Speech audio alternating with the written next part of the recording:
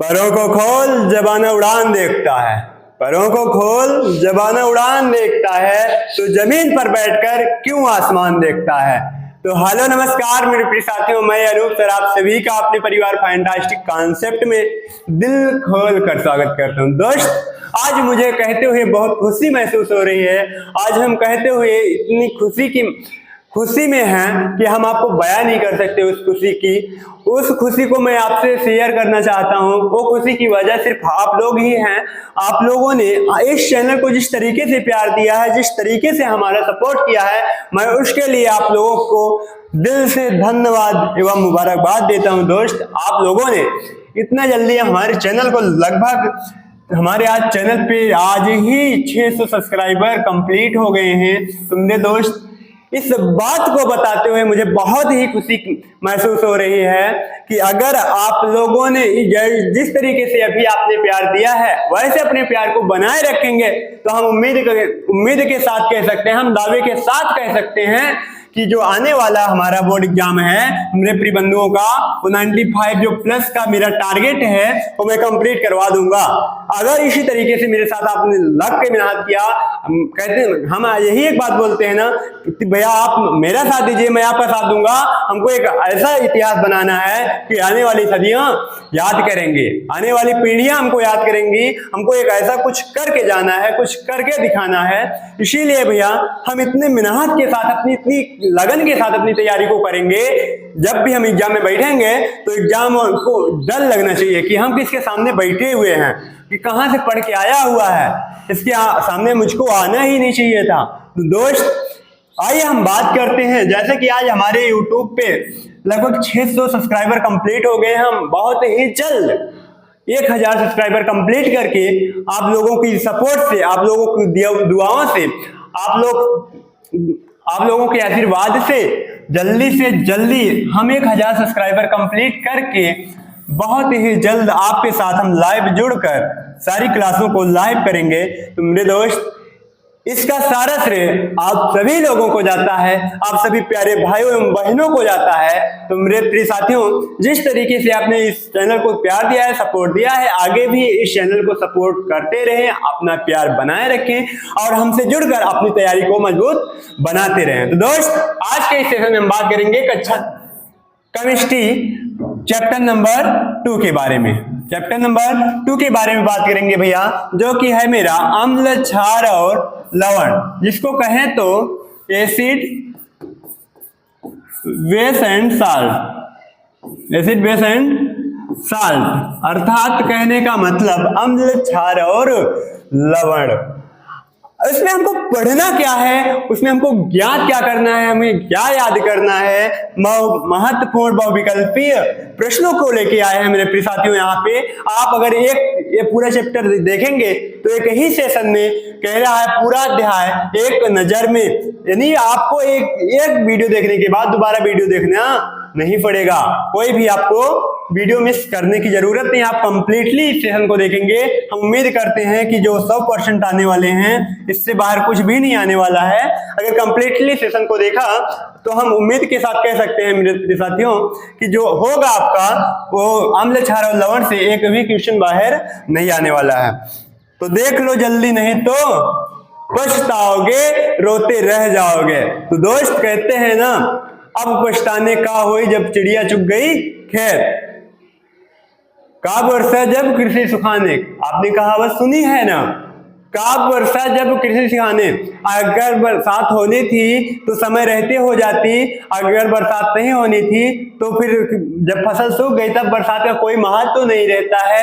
वैसे ही अभी टाइम है आपके पास, अभी लगकर मेहनत कीजिए, क्योंकि टाइम निकलने के बाद आप सिर्फ और सिर्फ पछताने के अलावा कुछ भी नहीं बचेगा।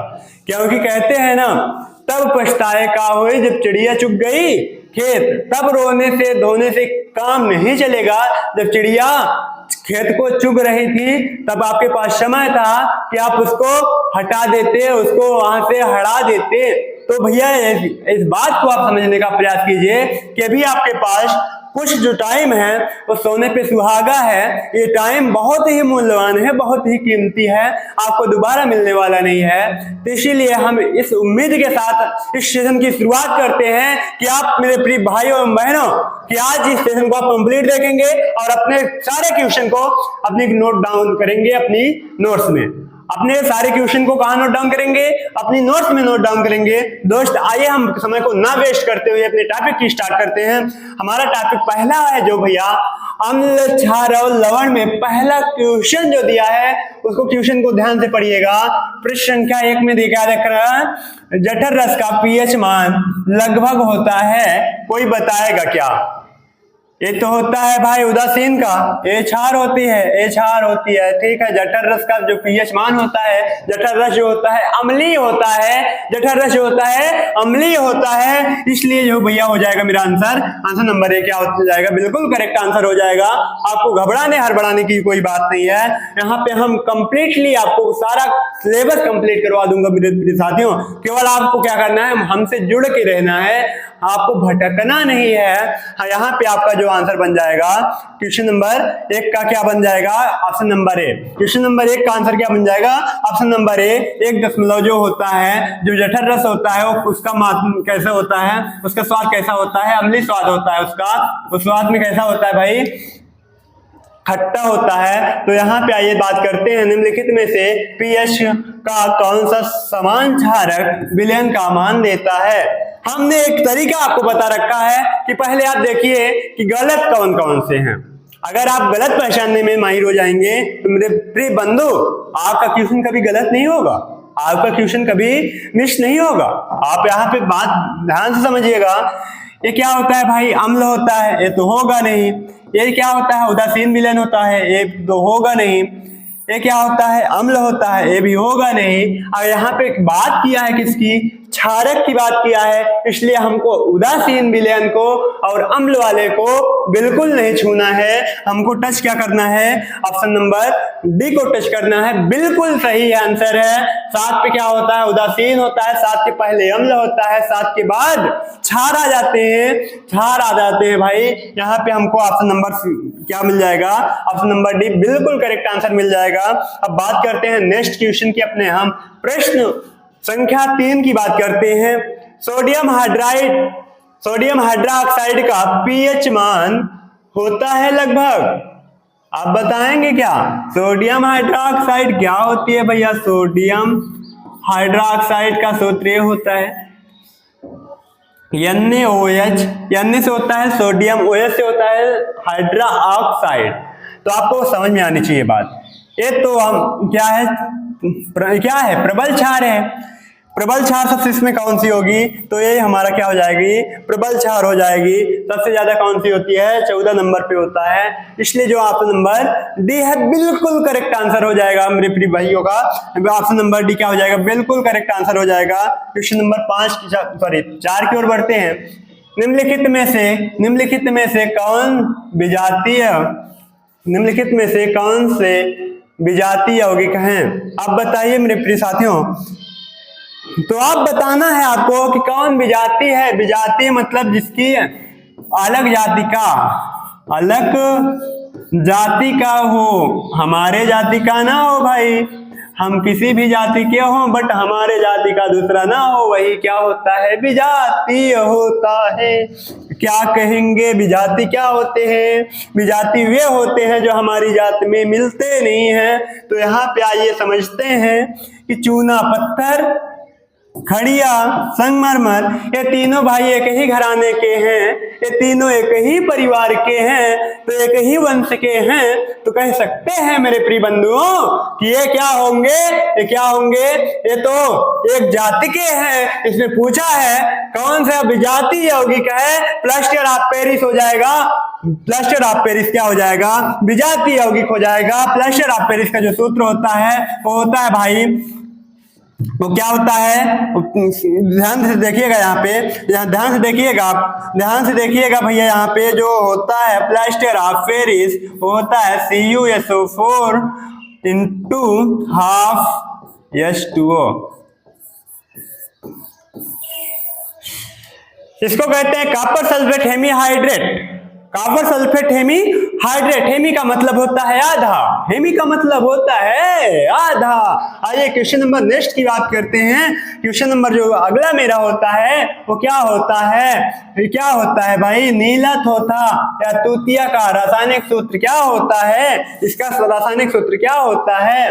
अगर भैया यहाँ पे आपको बात करेगा क्या होता है CuSO4, ये तो होता नहीं है, तो आपने पढ़ रखा है ना इसको, तो ये तो होता नहीं है। CuSO4 ये डबल बार आ गया है भाई कहां से। चलिए, तो ये भी नहीं होगा, जब ये नहीं होता ये भी नहीं होगा, बचा क्या है, ऑप्शन नंबर बी बिल्कुल करेक्ट आंसर हो जाएगा। यहाँ पे मिस प्रिंट हुआ है, यहाँ पे लगभग आपको यहाँ पे बना के रखना है, ये 10 बना लीजिएगा, कोई बात नहीं। यहाँ पे अगर आप 10 बनाएंगे, डेकाहाइड्रेट बनाएंगे, तो भी यहाँ पे गड़बड़ होने वाला नहीं है। आइए क्वेश्चन नंबर हम 6 की बात करते हैं। विद्युत अपघटन में इलेक्ट्रॉन मुक्त होता है, क्या एनोड पर होता है, क्या कैथोड पर होता है, कि एनोड और कैथोड दोनों पे होता है, या इनमें से किसी पे नहीं होता है। मेरे प्रिय बंधुओं, आपको जवाब देना है, आपको बताना है। जो विद्युत अपघटन में कैथोड पे नहीं होता है, तो दोनों, यहाँ पे दोनों दिया है, कैथोड भी आएगा तो ये और नहीं होगा, तो बच गया क्या भाई मेरा, तो एनोड पे होता है क्या, विद्युत अपघटन जब करते हैं तो इलेक्ट्रॉन एनोड पर मुक्त होते हैं, ना कि कैथोड पर। किस पे मुक्त होते हैं इलेक्ट्रॉन, एनोड पर मुक्त होते हैं। दोस्त आइए हम क्वेश्चन नंबर 8 की बात करते हैं। निम्नलिखित में से प्रबल भस्म है, भस्म का मतलब बताओ भाई। भस्म का मतलब क्या होता है, भस्म का मतलब ही होता है भस्म हो जाओगे, आओगे तो भस्म हो जाओगे, छार है जल जाओगे, भस्म हो जाओगे, कहते ना वे मंत्र मारेंगे आप भस्म हो जाओगे, कहते हैं कि नहीं कहते हैं। आपको घबराने हड़बड़ाने की कोई जरूरत नहीं है, आपका भाई है ना, आपका छोटा भाई जब तक है, कहते हैं ना जो छोटा या बड़ा भाई हो, भाई तो भाई होता है। आप हमें चाहे छोटे भाई की तरह सम्मान दें, चाहे एज अ टीचर सम्मान दें, एज अ बिग ब्रदर की तरह सम्मान दें, बड़े भाई की तरह सम्मान दें, हमें कोई फर्क नहीं पड़ता। बस आपसे हमें आपके प्यार की जरूरत है, आपके सम्मान की जरूरत है। आपके प्यार और सम्मान से बढ़ के हमें कुछ भी नहीं चाहिए भैया। यहाँ पे आपको आंसर करना है, निम्नलिखित में से कौन प्रबल भस्म है, ऑप्शन बताइएगा। यहाँ पे क्या लिखा है, NH4OH, कहने का मतलब अमोनियम हाइड्रोक्साइड। क्या लिखा है, अमोनियम, NH3 होता तो अमोनिया हो जाता, NH3 होता तो अमोनिया हो जाता। समझ में आ रही है ना बात, समझ में आ रही है ना बात। NH4 जब हो जाएगा क्या हो जाएगा, अमोनियम हो जाएगा, OH लग जाएगा तो हाइड्रोक्साइड बन जाएगा। क्या हो जाएगा यहाँ पे, अमोनियम, क्या हो जाएगा, अमोनियम हाइड्रोक्साइड। क्या बनेगा, अमोनियम हाइड्रोक्साइड बन जाएगा। अब बताना है प्रबल माने बहुत तेज, बहुत तर्रा, मतलब भस्म इतना तेज कोई क्षार हो कि अगर किसी के चेहरे पे फेंक दो तो उसका चेहरा खराब हो जाए, उसका चेहरा चल जाए। ऐसा कभी करिएगा नहीं, ठीक है ना। आइए बात करते हैं आगे, आइए हम लोग आगे बात करते हैं। तो मेरे प्रिय साथियों, आपको मैं बता दूं प्रबल क्षार जो होते हैं वो होते हैं KOH और NaOH, क्योंकि आपने पढ़ा होगा सक्रियता श्रेणी, धातुओं की सक्रियता श्रेणी होती क्या है, तो हम बता दूं यहाँ पे, अगर कानकामग, कानकामग अलजनफी ZN, कानकामग अलजनफी, इतना याद करने की जरूरत है। यहाँ पे थोड़ा सा मिसप्रिंटिंग हो गया है, यहाँ पे हम बोल कुछ और रहे हैं, लिख कुछ और रहे हैं। कानकामग अलजनफी, कानकामग अलजनफी जो होता है ये बिल्कुल सही होता है। ये क्या होता है, धातुओं की सक्रियता श्रेणी है। अगर हम बात करें सबसे सक्रिय धातु जो होती है पोटेशियम होती है मेरे प्रिय बंधु। आपको याद करके रखना है, यहाँ पे पोटेशियम है, सबसे प्रबल है, सबसे सक्रिय है, सबसे धनवान है, सबसे अमीर है। आपको इस बात को याद करना है। क्या करना है? इस बात को आपको याद करना है। आइए हम बात करते हैं। और कोई है क्या इसके टक्कर में? कहता है ना, क्यों पड़े हो चक्कर में, कोई नहीं है टक्कर में, इसके टक्कर में तो कोई नहीं है। तो ऑप्शन नंबर भी बिल्कुल करेक्ट आंसर हो जाएगा, बिल्कुल करेक्ट आंसर ऑप्शन नंबर भी हो जाएगा। आपको घबराना नहीं है, हड़बड़ाना नहीं है, कुछ सोचना नहीं है मेरे प्रिय बंधुओं को।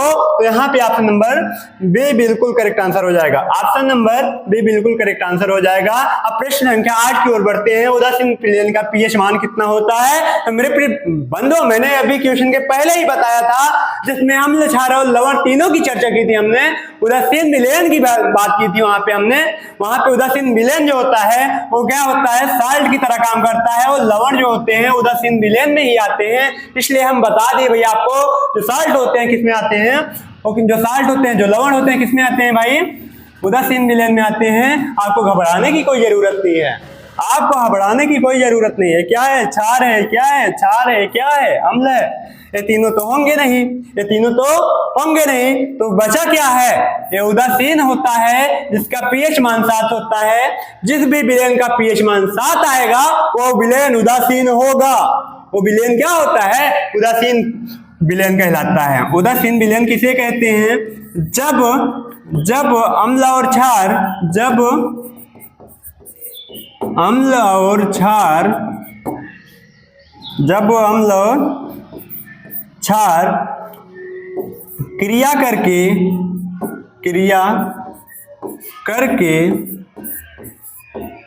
लवण और जल बनाते हैं।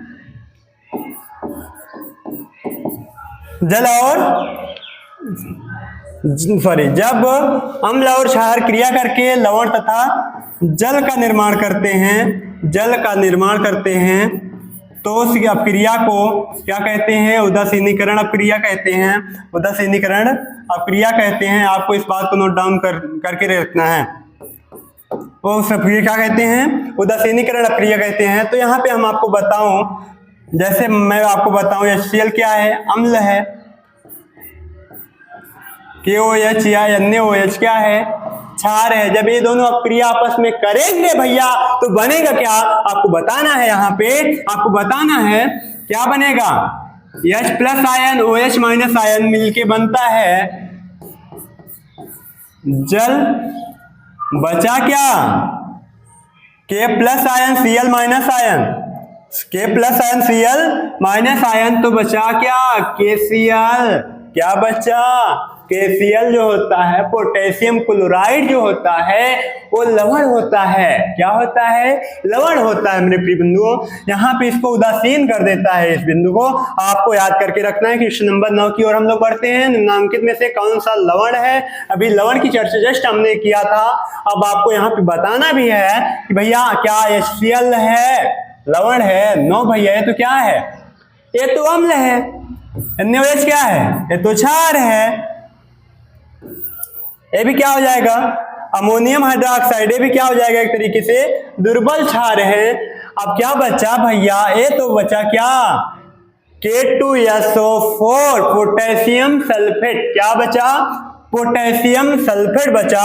तो पोटेशियम सल्फेट बिल्कुल करेक्ट आंसर हो जाएगा ऑप्शन नंबर सी, जो क्या है? एक लवण है। क्या है भाई? एक लवण है। आइए क्वेश्चन नंबर 10 की ओर बढ़ते हैं हम लोग। दही में किस प्रकार का अम्ल पाया जाता है? दही में किस प्रकार का अम्ल पाया जाता है? क्या साइट्रिक अम्ल पाया जाता है? साइट्रिक अम्ल जो होता है मेरे प्रिय बंधुओं, साइट्रिक अम्ल जो होता है वो नींबू, संतरा और मौसम्बी जैसे फलों में, खट्टे पदार्थों में पाया जाता है। साइट्रिक अम्ल सिरका उरका भी पाया जाता है। ऑर्गेनिक अम्ल जो होता है वो पाया जाता है भाई पोटेशियम और कैल्शियम के रूप में बहुत सारे पौधों में पाया जाता है। मैं आपको बताऊं, अगर टमाटर में भी साइट्रिक अम्ल और ऑक्जेलिक अम्ल भी पाया जाता है। आपको इस बात को भी ध्यान रखिएगा।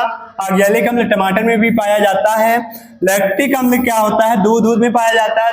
दही किससे बनती है? दूध से दही बनती है। तो ऑप्शन नंबर सी बिल्कुल करेक्ट आंसर हो जाएगा। तो यह क्या हो जाएगा? मिथेनोइक अम्ल, मिथेनोइक अम्ल में कौन, बताइए किस अम्ल में पाया जाता है? बिच्छू के डंक या चींटी के डंक में मिथेनोइक अम्ल पाया जाता है, जो हमें बहुत सारा दुख देता है, दर्द देता है, दर्द लेके आता है। जब बिच्छू मुझे डंक मारती है मेरे साथियों, तो समझ लेना कि कैसे फील होता है। आपने कभी अनुभव किया हो तो उस अनुभव को जरूर शेयर कीजिएगा।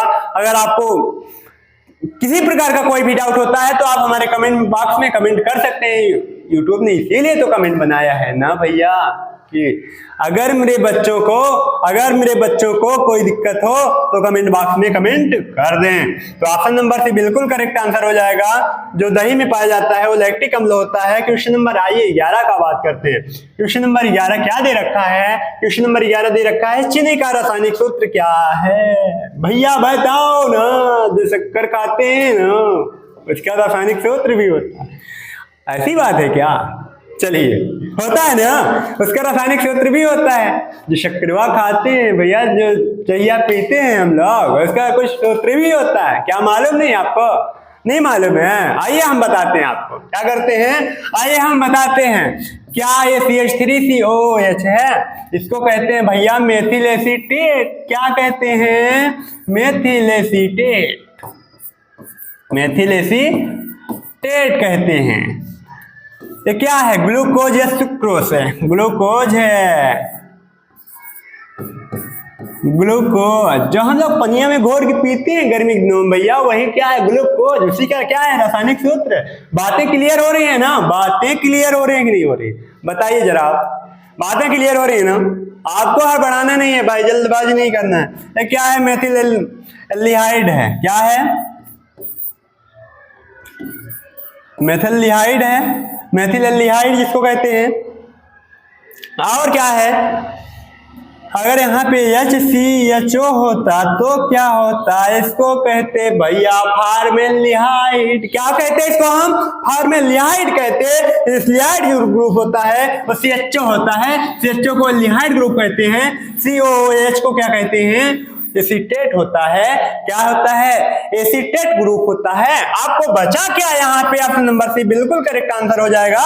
C12H22O11 जो होता है वो शक्कर का रासायनिक सूत्र होता है। जो हम लोग शक्करवा खाते हैं ना, उसी का सूत्र तो है, उसी का तो सूत्र है ये भैया। उसी का सूत्र क्या है? C12 है।